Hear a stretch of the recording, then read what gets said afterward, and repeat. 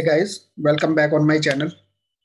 तो मैंने कल की जो लाइव स्ट्रीम की थी यस्टरडे, जो मैंने भी किया था, उसके अकॉर्डिंग अगर आप देखें तो बिटकॉइन उसी लेवल के आसपास ट्रेड करता हुआ दिख रहा है। उसके साथ साथ मैंने टेलीग्राम चैनल पे आप लोगों के साथ गोल्ड एंड क्रूड ऑयल का भी चार्ट शेयर किया है। एंड उसको देखना क्यों इम्पोर्टेंट है वो मैं आपको आगे बताऊंगा। अगर मार्केट की बात करते हैं तो हाँ, थिंग्स आर नॉट गुड। काफ़ी चीज़ें नेगेटिव्स आ रही हैं, और एक साथ एक पॉजिटिव न्यूज आती है, मार्केट को ऊपर लेके चली जाती है, फिर उसके साथ ही नेगेटिव न्यूज आती है, मार्केट को नीचे लेके चली जाती है। एंड ये खाली क्रिप्टो मार्केट में नहीं हो रहा है, ये सारे मार्केट्स में हो रहा है। एंड उसका इम्पैक्ट अकॉर्डिंगली दिखता है, जो मार्केट जितनी ज्यादा रेगुलेटेड है और जितनी ज्यादा स्टेब्लिश्ड है।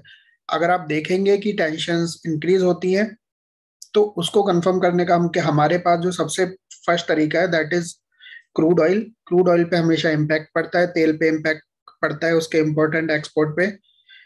और उसके साथ साथ गोल्ड, क्योंकि गोल्ड जो है उसको कंसीडर करते हैं लोग ट्रेडिशनल एसेट और ट्रेडिशनल इन्वेस्टमेंट एसेट। तो जब भी मार्केट या फिर कुछ भी टेंशन चल रही है बिटवीन टू वर्ल्ड्स, या जियोग्राफिक टेंशन चल रही है, तो उस टाइम पे सबसे ज्यादा अगर कोई चीज इंक्रीज होगी तो वो गोल्ड इंक्रीज होगा। अगर आपने देखा हो तो 4 दिन पहले जो भी कुछ हुआ था, रशिया ने जब इन्वेजन स्टार्ट किया था, तो गोल्ड $2,000 के लेवल को ऊपर पार करके चला गया था। उसके बाद चीजें धीरे धीरे नॉर्मल हुई हैं, तो अभी गोल्ड ट्रेड कर रहा है समवेयर अराउंड $1,900।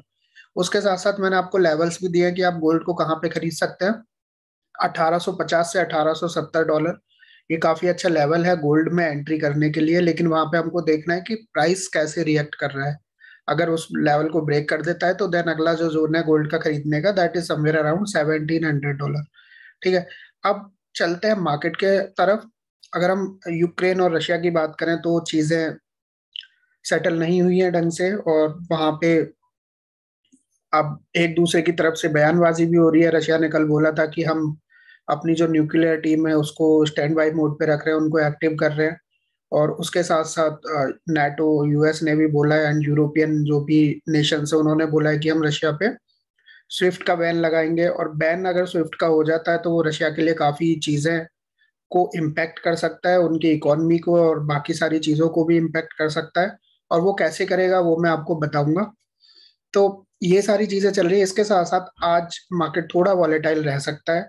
एंड उसका एक रीजन है, क्योंकि अभी बेलारूस, अगर मैं आपको ये वाला स्क्रीन दिखाता हूँ कंप्यूटर स्क्रीन पे, तो ये बेलारूस है। और बेलारूस के बॉर्डर पे जो यूक्रेन के पीएम है, और उन्होंने बोल दिया है कि हम रशिया के साथ टॉक कर सकते हैं यहाँ पे, क्योंकि उन्होंने यहाँ खार्किव के लिए और कईव के लिए मना कर दिया था, क्योंकि उन्होंने क्लियरली बोला था कि these areas are now in Russian control and we will not talk with Russia on these zones. तो अब बेलारूस के में उनका डिस्कशन चल रहा है। 1 घंटे में मीटिंग स्टार्ट हो गई थी, एंड देखते हैं कि क्या डिस्कशन मिलता है और क्या कंक्लूजन मिलता है। बट स्टिल बहुत सारी चीजें यहाँ पे देखने की हैं, क्योंकि यूएस है। अगर आप चाइना का बयान देखें तो चाइना ने क्लियरली बोला है कि यूएस की वजह से ये सब हो रहा है। अगर यूएस चाहता तो वो उसके कान नहीं बढ़ता, और यूक्रेन के। और इसके साथ साथ हमें देखने को मिल रहा है कि यूक्रेन को जो भी एम्यूनो और बाकी सारी चीजों की सप्लाई हो रही है, वो भी अमेरिका या फिर बाकी जो नाटो के देश है उनकी तरफ से हो रही है। और उधर रशिया ने भी 4 दिन के बाद, 4 दिन के इन्वेजन के बाद वो काफी अंदर तक आ चुके हैं इन यूक्रेन। और अब यहाँ पे पुतिन का ईगो भी कुछ ना कुछ हर्ट कर सकता है, उनको हर्ट कर सकता है, और वो नहीं चाहेंगे कि अब यहाँ पे आके वो वापस जाएं बिना कोई इसका कंक्लूजन निकाले। तो चीजें एक दिन में सॉर्ट आउट नहीं होने वाली हैं। जो अभी ये मीटिंग चल रही है, देखो इसका क्या निकलता है। बट हाँ, रशिया थोड़ा कूल डाउन हुआ है बिकॉज ऑफ स्विफ्ट बैन। और स्विफ्ट वैन की न्यूज क्या है ये हमको समझना है, और ये होता क्या है सबसे पहले हमको ये समझना है कि स्विफ्ट जो है वो है क्या चीज। तो अगर आप देखें कि स्विफ्ट क्या है, तो अगर आप लोगों को पैसे बाहर भेजने हैं, if you want to transact money across the world या अक्रॉस द कंट्रीज, मेरे को दुबई से या फिर यूएस से अगर पेमेंट लेनी है या किसी को ट्रांसफर करनी है, तो पहले क्या लगता था, जब तक स्विफ्ट नहीं था उससे पहले काफी टाइम लगता था, क्योंकि बैंकों को there was no policy, there was no regulation कि कैसे पैसा भेजना है दूसरे बैंक में। तो इससे होता क्या है, स्विफ्ट क्या करता है, स्विफ्ट G10 नेशन है। G10 नेशन में मैं आपको बताऊंगा कि कौन कौन से नेशन आते हैं।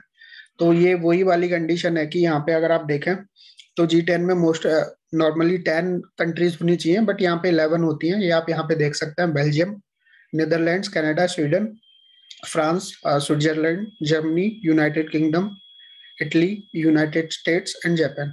तो ये कंपनी जो है, these are the parts of G10। और G10 ने ये वाला अपना एक मीटिंग के बाद ये स्टार्ट किया था, स्विफ्ट पेमेंट सिस्टम जिसको बोलते हैं, कि ये काम कैसे करता है। तो अगर आप देखें इसका जो society of world wide interbank financial telecommunications, तो अगर आपको इसकी फुल फॉर्म से ही पता चल रहा होगा, स्विफ्ट जो है, स्विफ्ट कभी भी कोई अमाउंट या कोई मनी ट्रांसफर नहीं करता है। स्विफ्ट जो एक ऑर्गेनाइजेशन है, जो जो कंट्रोल पेमेंट बॉडी है, वो खाली मैसेजेस ट्रांसफर करती है from one bank to another. मान लो मेरे को इंडिया से पैसे ट्रांसफर करने हैं यूके में, तो यहाँ पे अगर मैं SBI से पैसे ट्रांसफर कर रहा हूँ, और इसमें जैसे कंट्रीज होती है उसी के साथ साथ बैंक्स भी इंक्लूडेड होते हैं। तो SBI जो है वो स्विफ्ट के थ्रू एक मैसेज भेजेगा, जिस भी मैं अमेरिका में बैंक में मनी ट्रांसफर करूंगा उसके लिए, कि ये डिटेल्स हैं इस बंदे की, या उनका जो भी एक स्विफ्ट कोड होता है उसके साथ साथ डिटेल्स होती हैं। तो उससे क्या होता है, जैसे ही उस बैंक को वाला मैसेज मिलता है, तो वो इंस्टेंटली उसके जो भी क्रेडिटर होता है उसके अकाउंट में पैसे क्रेडिट कर देते हैं। इससे क्या होता है कि चीजें इंस्टेंटली ट्रांसफर हो जाती हैं। और इनका फायदा क्या होता है, बिजनेस एंड बाकी सारी चीजों में ये स्मूथली रन करते हैं। इंडस्ट्री के लिए, इकोनॉमी के लिए काफी इंपॉर्टेंट है। अगर आप सोचो कि अगर स्विफ्ट अभी क्लोज हो जाए, अपनी सर्विसेज क्लोज कर दे, तो आपको अगर विदेश में पैसा भेजना है तो उसमें कितने दिन लग सकते हैं, यू नेवर नो, कितना टाइम लग सकता है, बाकी सारी कितनी कंडीशंस होती हैं। तो स्विफ्ट का जो काम होता है, that is only to provide a messenger service. जैसे व्हाट्सएप होता है हम यूज करते हैं, उसी की तरह स्विफ्ट यूज होता है। दो हम इसमें बाकी सारी चीजें नहीं कर सकते, इसमें पेमेंट की इंफॉर्मेशन जाती है, लेकिन ये कोई भी डेटा मेंटेन नहीं करते हैं, कोई भी रिकॉर्ड नहीं रखते हैं, या किसी भी क्रेडिटर या सेंडर का रिकॉर्ड नहीं रखते हैं। इनका काम होता है बस एक बैंक से दूसरे बैंक को इन्फॉर्म करना कि हाँ भी ऐसे पैसे आ रहे हैं या ऐसे पैसे जा रहे हैं। फिर उसके बाद बैंक्स अपने बैक एंड पे वो मनी को सेटलमेंट करते रहते हैं, या अपनी बैलेंस शीट उसके अकॉर्डिंग मेंटेन करते रहते हैं। तो this is what Swift works. तो अब क्योंकि UN, United States and European nation है, उन्होंने बोल दिया कि हम रशिया को स्विफ्ट से बैन कर देंगे, तो इससे क्या होगा कि रशिया की जो इंटरनेशनल ट्रांजैक्शंस हैं वो बंद हो जाएंगे। अगर किसी के बाहर पैसे पड़े हैं तो बहुत बहुत मुश्किल हो जाएगा उनको वहां पर लेके आना, और जो इकोनॉमिक है उनकी, या फिर जो उनके बिजनेसेस चल रहे हैं उनकी payment, inbound and outbound payment, दोनों पेमेंट्स काफी स्टक हो जाएंगी, और इससे बिजनेस एंड इकोनॉमी काफी चीज, सारी चीजों पे कोई ज्यादा इम्पैक्ट पड़ेगा। तो ये मैटर है, एंड आप लोगों को समझ आ गया होगा कि यही स्विफ्ट की वो है, इम्पोर्टेंस है इन दी बैंकिंग सिस्टम, और जो कि ये सिस्टम काफी इम्पोर्टेंट है to smoothly run a economy of a country. तो अगर हम अल्टरनेटिव की बात करें तो स्विफ्ट के अलावा देयर आर 2-3 अल्टरनेटिव्स, बट वो अभी इतने ज्यादा एस्टेब्लिश्ड नहीं है, या इतना ज्यादा यूज केस नहीं है, या फिर इतने ज्यादा अब मैच्योर्ड नहीं है, जो कि इतनी सारी ट्रांजेक्शन्स या फिर इतनी सारी इंफॉर्मेशन एक बार में होल्ड कर पाए। अगर अगर बैंक ये काम करते हैं, तो बैंक अगर स्विफ्ट की जगह ये वाली चीजें ओपन करते हैं, तो सबसे पहले बैंक को अपना कम्युनिकेशन बनाना होगा। मान लो मेरे को यहाँ से US में अपना अमाउंट भेजना है, यहाँ पे SBI बैंक है, तो US को फिर अपना SBI, US में अपना SBI बैंक ओपन करना पड़ेगा, ब्रांच ओपन करना पड़ेगा SBI को। फिर वो ये सारी चीजें कर सकते हैं, और इसमें बहुत सारा खर्चा आ जाएगा चीजों को इधर उधर इंपॉर्टेंट एक्सपोर्ट करने के लिए, पूरा इंफ्रास्ट्रक्चर बनाने के लिए। तो इसलिए SWIFT is very important to transfer funds, या इनकी इंफॉर्मेशन एक कंट्री से दूसरी कंट्री को इंस्टेंटली देने के लिए। और तभी हमारे पास आज के टाइम में अगर कोई विदेश से भी पैसे ट्रांसफर करता है या हम भेजते हैं, तो विद इन अ डे या बहुत इंस्टेंटली दिखने लगते हैं। और ये सब स्विफ्ट की वजह से होता है। अब क्योंकि बैन की बात हो रही है, तो रशिया के पास क्या ऑप्शन बचता है। जो मैंने आपको 2-3 ऑप्शन बताए, एक ये बताया था SPFS, एक ये ऑप्शन है। बट ये सारी चीजें ना इतनी ज्यादा वो नहीं है, इतनी ज्यादा मैच्योर्ड नहीं है कि ये सारी ट्रांजेक्शन को होल्ड कर पाए। तो उससे क्या होगा कि Russia can see bitcoin as an alternative. क्योंकि बिटकॉइन का सबसे बड़ा फायदा क्या हुआ, फर्स्ट थिंग इज दैट कि कोई पकड़ नहीं सकता, कोई ट्रेस नहीं कर सकता कि ये पैसा रशिया में गया है या फिर कहीं और गया है। क्योंकि वो कंप्लीटली डिसेंट्रलाइज्ड हो गया। अब डिसेंट्रलाइज्ड हो गया तो no one can ban it as well. जैसे आज के टाइम पे ये सारी चीजें चल रही हैं, तो अगर रशिया ने पहले काश अगर बिटकॉइन को पहले कर लिया होता तो उसको, उसकी इकोनॉमी को कोई भी फर्क नहीं पड़ता, 0% भी फर्क नहीं पड़ता, क्योंकि बिटकॉइन उनका पहले ही रेगुलेट हो चुका होता। तो आने वाले टाइम में इसलिए मैं बोल रहा हूँ कि, और इसी वजह से पेमेंट जो क्रिप्टो की इंपॉर्टेंस है वो इंक्रीज होती जा रही है डे ऑन डे। अगर आपने देखा हो यूक्रेन में, वहां पे भी बैंक्स उनके फ्रीज हो गए थे, लेकिन यूक्रेन के लोगों ने, जो गवर्नमेंट ऑफिशियल्स हैं, उन्होंने अपने इथीरियम, बिटकॉइन और बाकी क्रिप्टो करेंसी के सीज के एड्रेस डाले और अपनी वेबसाइट्स पे डोनेशन के लिए, और लोग वहां पे बहुत सारे डोनेशंस कर रहे हैं, एक एक दिन में 50 मिलियन। अभी अगर आप देखें, बाइनेंस ने इतना सारा डोनेशन किया है, उसके पहले बीएससी पैड का जो फाउंडर है, ब्लू जिला फाउंडर टीम है, उन्होंने अपनी बहुत सारी पेमेंट की है। तो बहुत सारे donations, most of the donations are going in the form of crypto, because वहां पे बैंक्स बंद हैं, बैंकों में कोई भी ट्रांजैक्शन या फिर कोई कैश अवेलेबल नहीं है इन यूक्रेन एज वेल। तो इससे अब हो क्या सकता है, अगर रशिया बिटकॉइन को अपनाता है तो ऑब्वियस सी बात है, क्योंकि ये नाटो को अच्छा नहीं लगेगा, और नाटो और उसके जो रिलेटेड कंट्रीज हैं और उनको अच्छा नहीं लगेगा, तो they can surely come up with some restrictions in regulation bitcoin के बारे में। और वो चीज भी बिटकॉइन को in a short term it can also impact as well, क्योंकि फिर नाटो का ईगो हर्ट हो जाएगा, और उसकी वजह से वो बिटकॉइन के कुछ चीजें लगा सकते हैं, कुछ रिस्ट्रिक्शंस लगा सकते हैं। तो इसी वजह से हम ध्यान रखना है हमको कि मार्केट कैसे रिएक्ट करता है, और मार्केट के अकॉर्डिंग ही हमको ट्रेड्स या बाकी सारी चीजों में एंट्री करनी है। उसके साथ साथ अगर आप देखें, ये नई न्यूज है, Ukraine asks exchanges to freeze Russian Belarusian crypto accounts. तो ये यूक्रेन ने बोला था, जो भी उसके यहाँ क्रेकन एफएक्स है, ये एक्सचेंजेस चल रहे हैं, तो उनको बोला था, और ये यूएस बेस्ड एक्सचेंजेस हैं यूक्रेन में। तो उन्होंने, यूक्रेन ने बोला कि आप जो भी क्रिप्टो अकाउंट्स हैं उनको फ्रीज कर दीजिए। एंड दिस इज, कैसे बताऊं मैं, काफी हंसने वाली बात है, क्योंकि एक तरफ यूक्रेन सारी जो अपनी मनी है, सारा जो डोनेशन है अपने लोगों के लिए और उनके सर्वाइवल के लिए, वो क्रिप्टो में ले रहे हैं। एंड उसके साथ साथ वो बोल भी रहे हैं जो बाकी लोगों के हैं, ताकि वो खुद की मनी यूज ना कर पाए, कि उनके अकाउंट्स को फ्रीज कर दिया जाए, क्रिप्टो अकाउंट्स को। बट बाइनेंस एंड क्रिप्टो और क्रेकन एफएक्स दोनों ने क्लियरली एक्सप्लेन कर दिया कि we will not freeze the accounts of the crypto holders. और उन्होंने बहुत क्लियरली बोल दिया कि वो जो हमारा जो मनी होता है लोगों का, वो हॉट वॉलेट्स या बाकी चीजों में भी रहता है, एंड करने को वो कर सकते हैं, क्योंकि Binance is a centralised exchange, बाकी चीजें भी सेंट्रलाइज्ड एक्सचेंज पे हैं। और सेंट्रलाइज्ड एक्सचेंजेस पे, क्योंकि आपकी की आपके पास नहीं है, तो Binance can do it. But उन्होंने क्लियरली बोल दिया कि we are not going to unilaterally frees millions of innocent users accounts. Crypto is meant to provide greater financial freedom for people across the globe. To unilaterally decide to ban people's access to their crypto would fly in the face of the reason why crypto exists. However, we are taking the steps necessary to ensure we take action against those that have had sanctions levied against them while minimizing impact to innocent users. Should the international community widen those sanctions further, we will apply those aggressively as well. अब Binance spokesperson told कॉइनटेक्स। तो उन्होंने बहुत clearly बोल दिया कि हम ban नहीं कर सकते, and this is the beauty of crypto market और क्रिप्टो के जो एक्सचेंजेस है। इंडिया की बात छोड़ दें, जो इंडिया के एक्सचेंजेस है वो क्या कर रहे हैं, वजीर एक्स वगैरह, वो तो कुछ नहीं कर रहे हैं। तो लेकिन अगर बाहर के एक्सचेंजेस की बात करें तो हाँ, दे आर टेकिंग स्टैंड, क्योंकि वो जो भी बने हैं, चाहे वो कॉइनबेस की बात कर ले, बाइनेंस की बात कर ले, ये जो भी बने हैं because of community, because of people, लोग उनको यूज करते हैं, इतना ट्रस्ट करते हैं। और अगर यही बात किसी बैंक पे होती तो बैंक ने तुरंत ही सारे फंड्स फ्रीज कर दिए होते किसी किसी भी इंडिविजुअल के।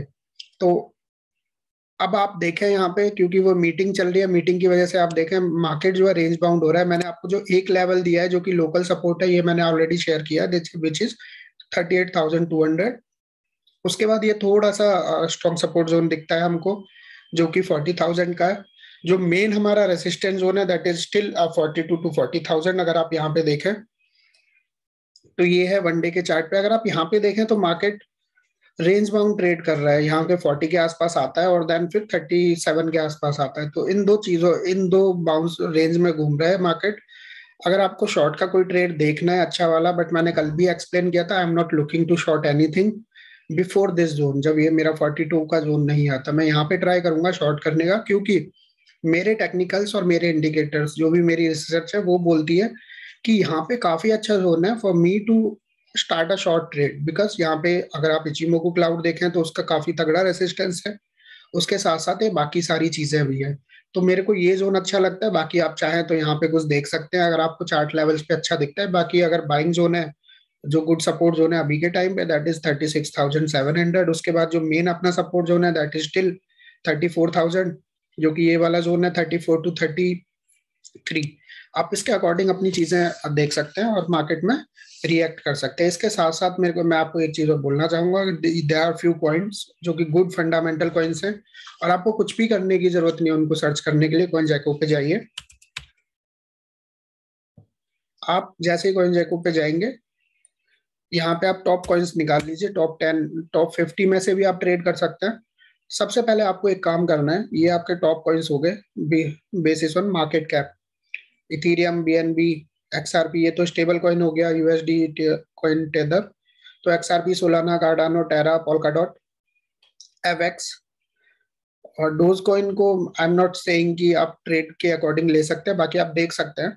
मैं अच्छे कॉइन्स की बात कर रहा हूँ, पॉलीगन, कॉस्मोस, चेन लिंक और इसके साथ साथ एफटीटी। ये कुछ अच्छे कॉइन है एल्गो, जिन पे आप फोकस कर सकते हैं और इनका आप वॉल्यूम देख सकते हैं कि वॉल्यूम कैसे इंक्रीज हो रहा है। वॉल्यूम आप यहाँ पे देख सकते हैं या फिर एक्सचेंज में जाके देख सकते हैं वॉल्यूम कैसे इंक्रीज हो रहा है। और ये अच्छे कॉइन्स में अगर ये 20-30% का डाउनफॉल दिखाते हैं, यू कैन श्योरली, अगर बिटकॉइन थोड़े से भी टाइम पे यहाँ पे स्टेबल रहता है जैसे अब ऊपर की तरफ आ रहा है, तो एक मूवमेंट में ये कॉइन, बिटकॉइन की एक स्टेबिलिटी, अगर एक दिन की स्टेबिलिटी होती है इन लेवल्स पे, तो ये कॉइन हमको 10 से 20% का प्रॉफिट दिखा सकते हैं। ये मैंने आपको प्रूव करके भी दिखाया है, जो मेरा लास्ट वाले वीक में जो हुआ था 4 दिन पहले, जब $14 आया था और इट इंस्टेंटली मूव टू $20, जो कि हमारे पास 60 to 70% प्रॉफिट था इन जस्ट 3 डेज, 2-3 डेज।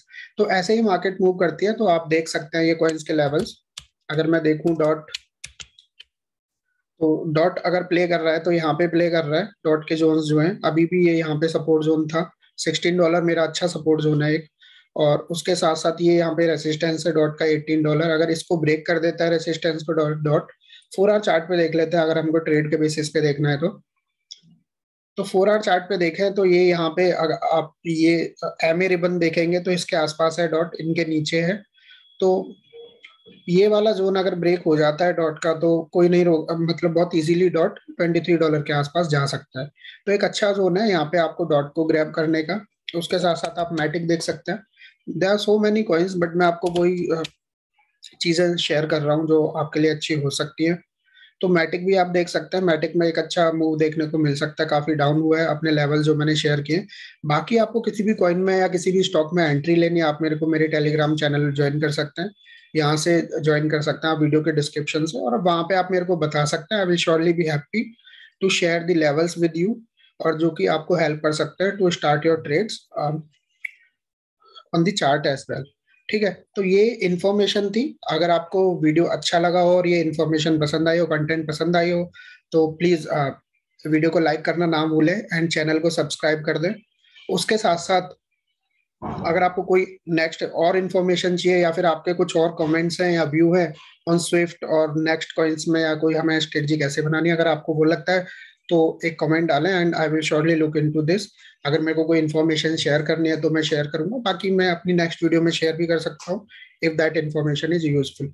तब तक के लिए थैंक यू सो मच। अपना ख्याल रखें, सेफ रहें, सुरक्षित रहें एंड अच्छे से ट्रेड करें।